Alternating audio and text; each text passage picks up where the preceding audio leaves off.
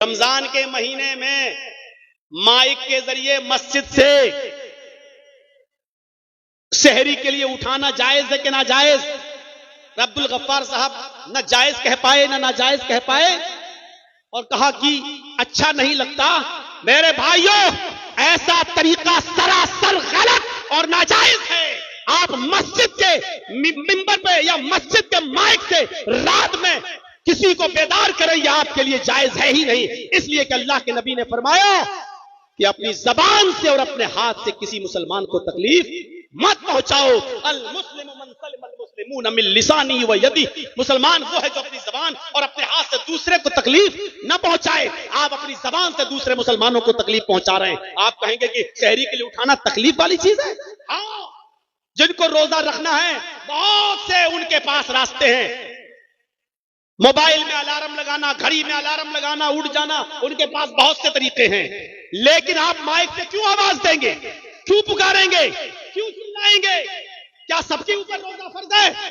ایک بوڑھا باپ جس کو روزہ ڈاکٹر نے منع کر دیا، پوری زندگی اب وہ روزہ نہیں رکھ سکتا جب تک وہ زندہ ہے، اس کے اوپر روزہ ہے ہی نہیں، وہ فدیہ دے گا بیچارہ۔ ایک مسکین کھانا کھلائے گا، آپ مائک پکڑ کے کہتے ہیں روزے دار بھائیوں اٹھیے اور سحری کیجئے، بنائیے۔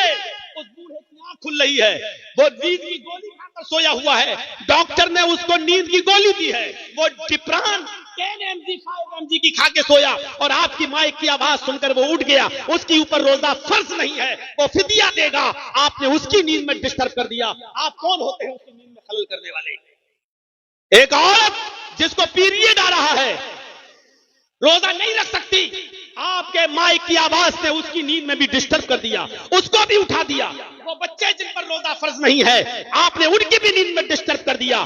وہ عورتیں جو اپنے بچوں کو دودھ پلاتی ہیں، شریعت جن کو رخصت دے رہی ہے کہ وہ روزہ چھوڑ دیں بعد میں پورا کریں، آپ ان کے روزے میں ڈسٹرب کر رہے ہیں، ان کی نیند میں آپ ڈسٹرب کر رہے ہیں۔ میرے بھائیوں، جن عورتوں کے پیٹ میں حمل ہے، بچہ ہے، آپ نے ان کی نیند میں بھی ڈسٹرب کر دیا۔